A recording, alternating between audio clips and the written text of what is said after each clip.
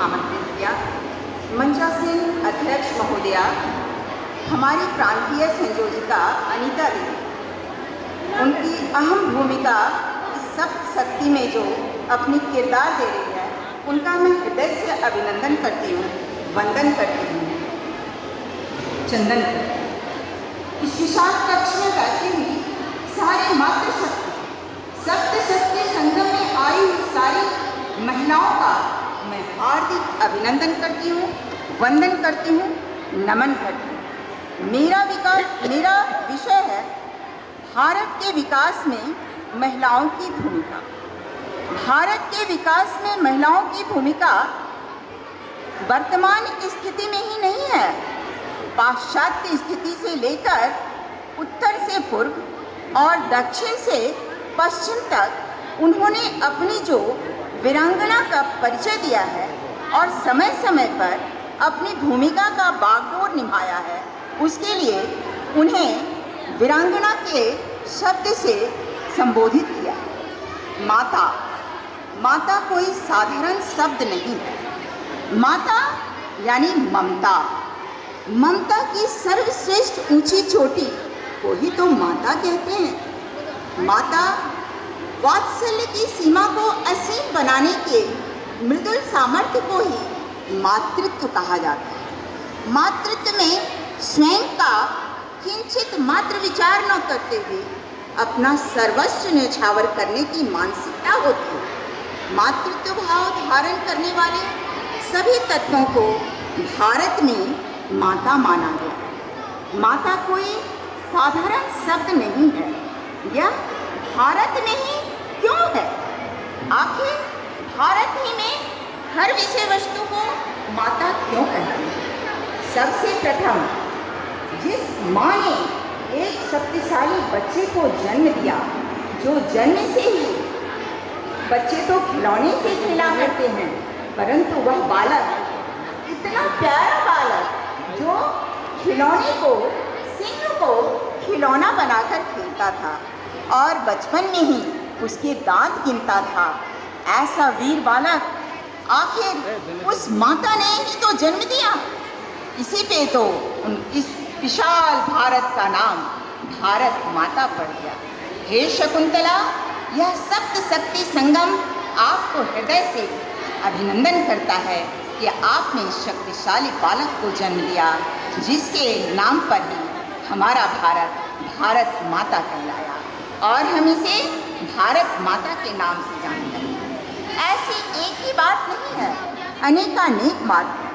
भारत माता, गंगा माता, गौ माता, गायत्री माता, वेद माता और तुलसी माता कहा जाता है। 16 प्रकार की माताओं का परिवार में मातृत्व मिलता है। माता तो दिशा की रक्षक होती हैं, यज्ञ की रक्षिका मानी जाती हैं, इसलिए तो हम मातृदेवो भव कहते हैं, क्योंकि माता ही तो जगत जननी है। इसलिए तो कहते हैं जननी जन्मभूमि च स्वर्गादपि गरीयसी। माता का स्थान स्वर्ग से भी ऊपर माना गया, क्योंकि जगत जननी का ही स्वरूप निज जन्मदायिनी माता में पाते हैं। इसका परिचय समय समय पर हमारी विभूतियों ने दिया है। हर वीरांगनाओं ने डटकर सामना किया। इस सप्त शक्ति संगम के अवसर पर मैं इतिहास की उन वीरांगनाओं की वीरता का पुनः स्मरण दिलाना चाहती हूँ कि विषम परिस्थिति में उन्होंने समाज और राष्ट्र का खूबसूरत प्रदर्शन किया। जैसे कि सबसे पहले वेलू नाचियार, वह युग था 1780 का युग, जहाँ उन्होंने पहली बार अंग्रेजों के विरुद्ध संग्राम छेड़ने वाली भारत की पहली महिला थी। उस तत्पश्चात समय आया चिन्नम्मा का। चिन्नम्मा जागृत हुई। एक से एक वीर माता वीरांगना का परिचय भारत ने दिया। चिन्नम्मा जो पहली बार अपने ही स्वदेशी तलवार, अपना तीर कमान संभाली और उसने वह हिंसक तीर का निर्माण किया जो अंग्रेज स्तब्ध रह गए। उन्होंने ऐसे तीर चलाते थे जिनका निशाना अचूक था, जो पहले ही वार में उनका प्रहार करके अपनी वीरता का परिचय दी। माता चिन्नम्मा अंग्रेजों के छक्के छुड़ा दी और जब अंत समय आया तो वह अपने ही तलवार से अपना गर्दन कलम करके इस तत्पश्चात ऐसी इतनी वीरांगनाएं दुर्गावती, जीजाबाई, दुर्गा अष्टमी के दिन जन्म हुआ था। वह दुर्गा का अवतार थी, इसलिए उन्हें लोग बाद में सिंह वाहिनी भी कहने लगे। वह मात्र 15 वर्ष की उम्र में शेर के ऐसे शिकार करती थी जैसे कि खिलौना हो, और उनके शिकार में इतना दम था कि उनका तीर सीधे निशाने पर लगता था, और जब वह शिकार कर लेती थी तब उस समय अंग्रेज की चुनौती करने का सामना आया, तब तो वह कूद ही पड़ी और अंग्रेजों के छक्के छुड़ा दी। दुर्गावती अंतिम समय तक लड़ते रही। अंत में अंग्रेजों के छक्के छुड़ा देने वाली दुर्गावती अपने दम पे बहुत अंग्रेजों को पीछे छोड़ दी और युद्ध का नया निर्माण। ऐसे ही अनेक समय में जीजाबाई जिन्होंने 5 बेटे का बलिदान दे दिया, और अंत में शिवाजी बचे। तो शिवाजी को इस तरह की शिक्षा दीक्षा उन्होंने दी कि जीजाबाई बहुत पूजनीय तरीके से उनकी पूजा। जहाँ जीजाबाई है वहाँ शिवाजी। उन्होंने ऐसे युद्ध की कला को सिखाया जो बाद में चलकर छत्रपति शिवाजी के नाम से प्रसिद्ध हुई। तत्पश्चात रुद्राम्मा साबित हुई कि उन्होंने अपने युद्ध कला से, अपने कौशल से कई एक का युद्ध संग्राम जीता, और अंत में उन्होंने बहुत सारे काम किए। चिन्नम्मा, दुर्गावती, रुद्राम्बा, प्रभावती, ताराबाई अनेक वीरांगनाएं हैं जो भारत के इतिहास में अपनी भूमिका ली, और सबसे जो हमारे बाद में हुई, इनका नाम तो बहुत कम लोग जानते थे, परंतु अभी जो अंत में हम किताबों में, कहानियों में और कविताओं में जो बच्चे पढ़ते हैं वह तो सभी लोग जानते हैं। खूब लड़ी मर्दानी वह तो झांसी वाली रानी थी, बुंदेले हर बोलों के मुँह हमने सुनी कहानी थी।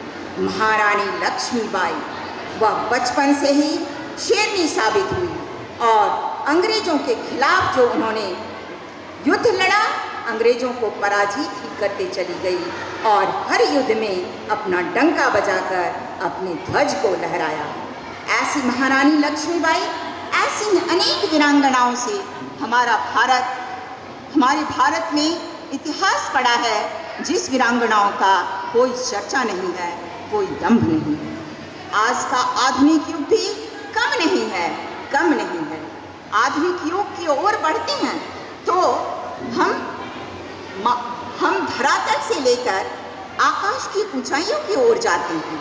धरातल माता सीता, वैदेही, जनक नंदिनी, जिन्होंने अपने संस्कार का परिचय दिया, अपनी संस्कृति का परिचय दिया, और वह किस तरह से नारी के लिए इतिहास बनकर खड़ी हुई, वह सर्वत्र है, सर्वज्ञ है।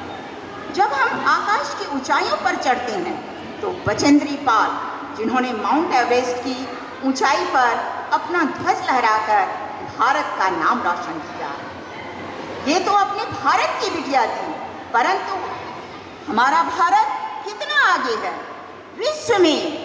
संतोष यादव, जिन्होंने 2 बार माउंट एवरेस्ट की ऊंचाई पर चढ़कर अपना ध्वज लहराया, संतोष यादव को छूने वाला अभी भारत क्या, पूरे विश्व में उनका रिकॉर्ड कोई नहीं तोड़ा है।